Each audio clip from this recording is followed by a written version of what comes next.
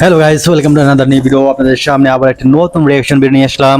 আর আজকে এই ভিডিওটি নেওয়া হয়েছে এনপিবি এন্টারটেইনমেন্ট। আর আজকে যে ভিডিও দেখাবো, যা ব্রাজিল হারার পর যা বাংলাদেশের তারকাদের মধ্যে যা হয়েছিল তা দেখলে আপনারা খুব অস্থির হয়ে যাবেন, সেরকমই একটা ভিডিও আপনাদেরকে দেখাবো।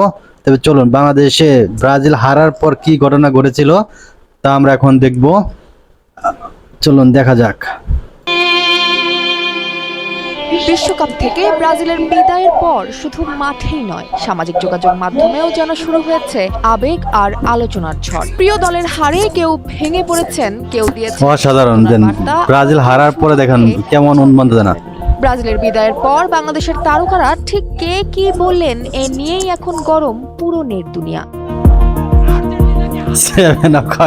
সবচেয়ে আলোচনায় এসেছে চিত্রনায়িকা অপু বিশ্বাসের পোস্ট। নিজের ভেরিফাইড ফেসবুক পেজে তিনি লেখেন, একটি যুগের সমাপ্তি, ধন্যবাদ নেইমার জুনিয়র, ব্রাজিলের জার্সিতে অসংখ্য স্মরণীয় মুহূর্ত উপহার দেওয়ার জন্য।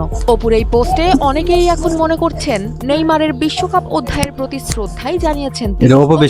আর্জেন্টিনা সমর্থক অভিনেত্রী মেহজাবিন চৌধুরী বরাবরের মতোই ছিলেন রসিক মেজাজে। তিনি লেখেন, ব্রাজিলকে দু একটা টিপস দিতে এলাম, আমি কিন্তু খেলা দেখতে গিয়েছিলাম। মুহূর্তেই ছড়িয়ে পড়ে সামাজিক যোগাযোগ মাধ্যমে। তবে সবাই যে খোঁচা দিয়েছেন তা নয়। অভিনেত্রী তানজিম সায়ারা থেকেছেন। তিনি লেখেন, আজ, আগামীকাল এবং সব সময় ব্রাজিল আমার হৃদয়ের দল।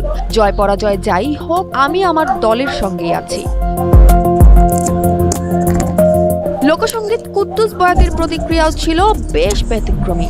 সংক্ষিপ্ত এক পোস্টে তিনি লিখেছেন, এই খেলা না, আরো খেলা আছে। এদিকে অভিনেত্রী সাদিয়া আয়মান নিজেকে সমর্থক বলে খেলা না, আরো খেলা আছে করেন। তিনি লেখেন, ব্রাজিল ছাড়া বিশ্বকাপ যেন একদমই জমে না। আর্জেন্টিনার সমর্থক হলেও নেইমারের জন্য সত্যিই খারাপ লাগছে। অপরদিকে অভিনেতা তৌসিফ মাহবুবও স্বীকার করেছেন, ব্রাজিলের হার দেখে যতটা আনন্দ পাবেন তিনি ভেবেছিলেন, বাস্তবে ততটা পাননি। বরং ব্রাজিলের এমন বিদায়ে তারও খারাপ লেগেছে, যদিও তিনি আর্জেন্টিনার সাপোর্টার।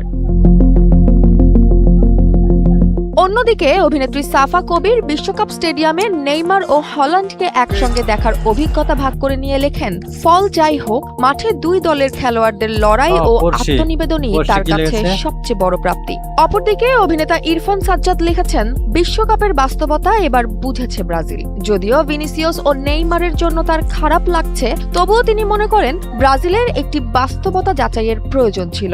সঙ্গীত শিল্পী পড়শি লিখেছেন, সব সময় ব্রাজিল, অসংখ্য আনন্দের মুহূর্ত উপহার দেওয়ার জন্য ধন্যবাদ ব্রাজিলকে। পাশাপাশি রোনালদো ও মেসির জন্য শুভকামনা জানিয়েছেন তিনি। ব্রাজিলের বিদায়ের পর বাংলাদেশের তারকাদের এই ভিন্ন ভিন্ন প্রতিক্রিয়াই এখন ঘটছে সামাজিক যোগাযোগ মাধ্যম জুড়ে। কেউ দিয়েছেন বিদায়ী শ্রদ্ধা, কেউ প্রকাশ করেছেন কষ্ট, আবার কেউ করেছেন মজার খোঁচা। তবে সত্য একটাই,